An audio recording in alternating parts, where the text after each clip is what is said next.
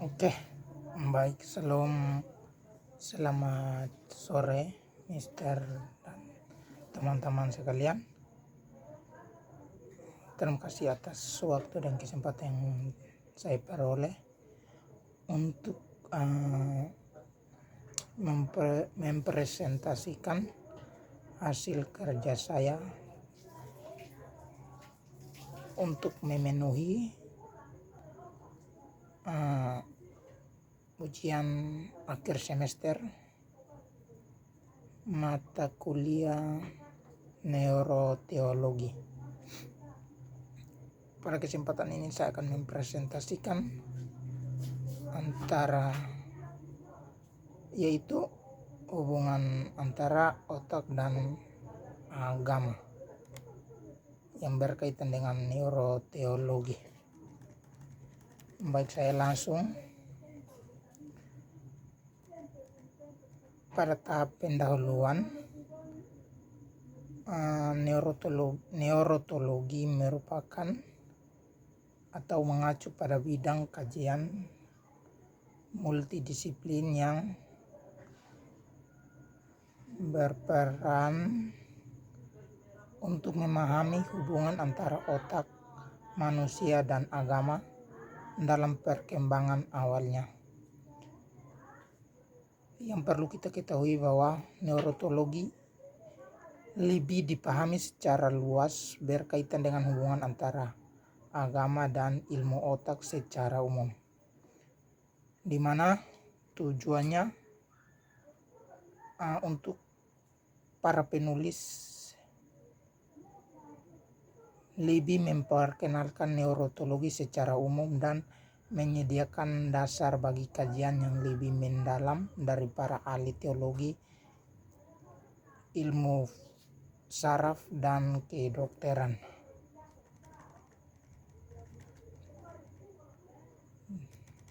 Yang dimana neurotologi juga lebih dikenal sebagai neuroscience spiritual, atau kata lain dari neurotologi adalah neuroscience,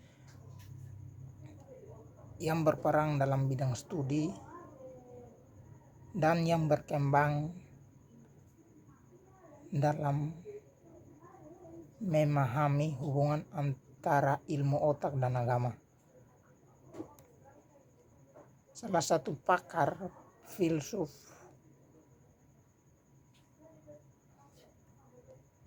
yang berusaha keras untuk menjelaskan dasar neurotologi bagi pengalaman spiritual seperti persepsi bahwa waktu adalah kekuatan atau kesadaran diri telah larut, kekaguman spiritual, kesatuan dengan alam semesta,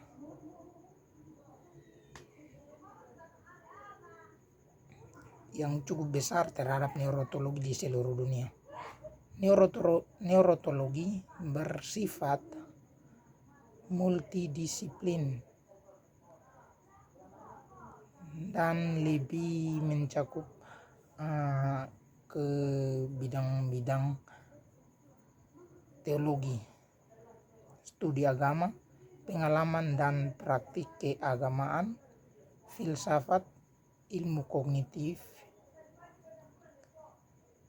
neuroscience atau yang biasa dikenal dengan neuroteologi, psikologi, dan antropologi. Kita masuk pada fungsi otak dan topik teologisnya,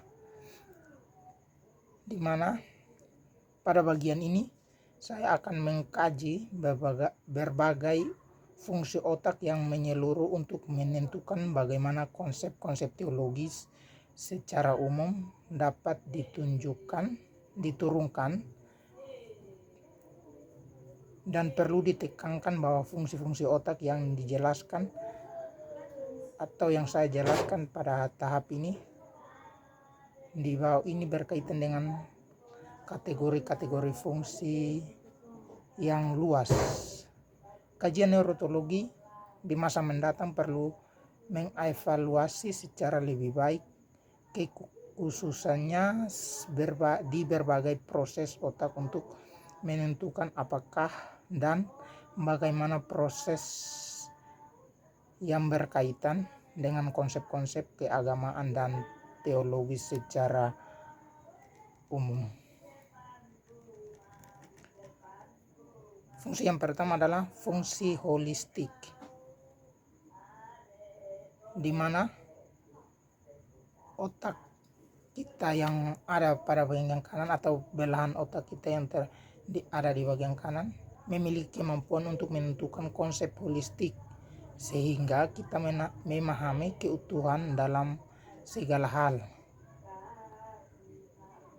Misalnya, kita mungkin memahami semua sel dan organ yang membentuk seluruh tubuh manusia. Dari perspektif agama atau spiritual, kita mungkin memahami konsep kesatuan mutlak yang berkaitan dengan Tuhan. Atau lebih lanjut lagi, proses holistik di otak memungkinkan perluasan keyakinan atau doktrin agama apapun untuk diterapkan pada totalitas realitas, termasuk orang lain, budaya lain, hewan, dan bahkan planet atau galaksi lain. Faktanya, sering meluas pengetahuan manusia tentang luasnya alam semesta. Gagasan tentang Tuhan telah memasukkan pemahaman yang meluas tentang totalitas alam semesta. Fungsi holistik adalah untuk mendorong kita untuk merenungkan bahwa apapun jangkauan baru alam semesta yang dapat ditemukan para astronom, para filsafat, bahwa Tuhan pasti ada di sana. Sekecil dan tidak terduganya sebuah partikel subatomik, Tuhan juga pasti ada di sana. Itu yang dimaksud dengan fungsi holistik. Yang berikut, fungsi kuantitatif. Secara umum, proses kuantitatif otak membantu menghasilkan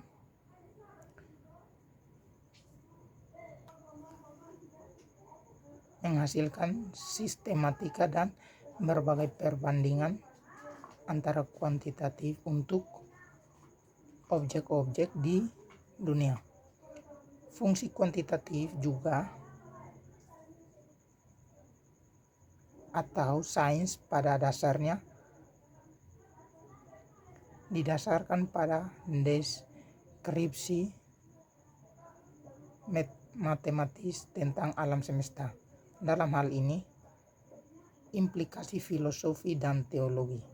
Fungsi kuantitatif tampak sangat mempengaruhi berbagai gagasan para filsuf seperti Pythagoras yang sering menggunakan konsep matematika untuk geometri untuk membantu menjelaskan hakikat Tuhan dan alam semesta. Penerapan fungsi kuantitatif yang berpotensi menarik adalah dalam evaluasi penekanan kuat pada angka-angka, khususnya menentukan digunakan dalam tradisi keagamaan. Itulah fungsi yang kedua, fungsi kuantitatif.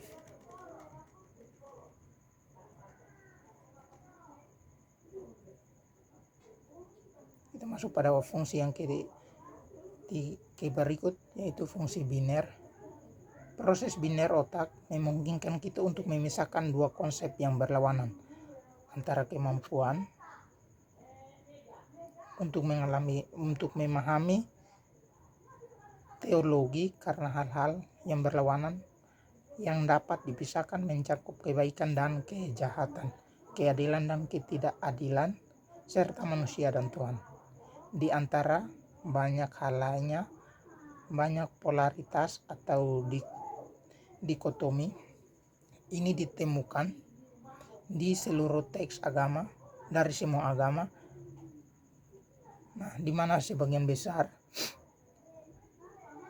Tujuan agama adalah untuk memecahkan masalah psikologi dan eksistensial yang diciptakan oleh hal-hal yang berlawanan ini. Oleh karena itu, teologis harus mengevaluasi struktur mitos dan menentukan di mana letak hal-hal yang berlawanan dan beberapa baik masalah yang dihadirkan oleh hal-hal yang berlawanan itu. Ini dapat dipecahkan oleh doktrin-doktrin agama tertentu. Fungsi yang berikut adalah fungsi kausal. Kemampuan otak untuk memahami kausalitas juga krusial bagi teologi. Ketika proses kausal otak diterapkan pada seluruh realitas, hal itu mendorong pertanyaan tentang apa penyebab utama segala sesuatu. Hal ini pada akhirnya mengarah pada gagasan klasik atau penyebab pertama tak tersebab.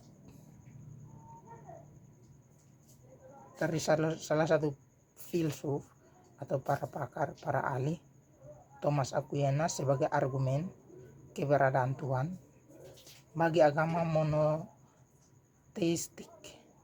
Doktrin fundamental menyatakan bahwa Tuhan adalah penyebab tak tersebab dari segala sesuatu, namun pernyataan tentang bagaimana sesuatu bisa tak tersebab ini merupakan masalah yang paling membingungkan bagi pikiran manusia.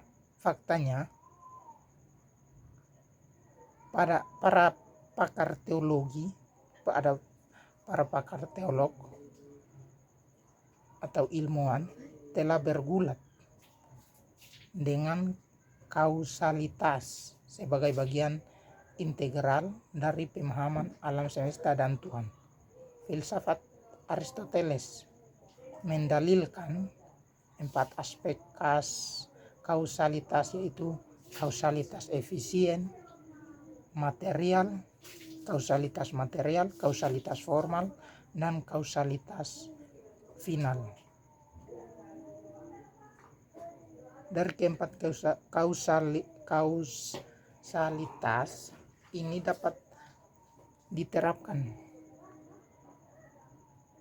pada kenyataannya. Tuhan yang menyebabkan alam. Yang fungsi berikut adalah fungsi kemauan dan orientasi. 2 fungsi otak penting lain berkaitan dengan kemampuan untuk mendukung perilaku yang disengaja atau bertujuan, dan kemampuan untuk mengorientasikan diri di dunia. Secara neurosains, fungsi ini disengaja atau dianggap muncul sebagai besar dari lobus frontal. Yang terakhir adalah kesimpulan. Sebagian bidang studi yang sedang berkembang, neuroteologi berpotensi menawarkan banyak hal bagi pemahaman kita tentang pikiran, kesadaran, penemuan ilmiah, pengalaman spiritual, dan wacana teologis manusia. Khususnya,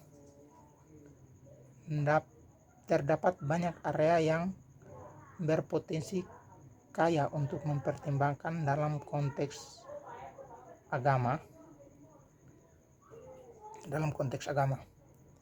Perlu kita ketahui bahwa kajian neuroteologi harus berhati-hati dalam menyikapi topik-topik ini dan berupaya untuk mengembangkan metode penyelidikan yang jelas. Namun inovatifnya semua hasil kajian neuroteologi harus dipandang dan ditafsirkan secara hati-hati dalam konteks doktrin atau keyakinan atau juga teologi yang ada.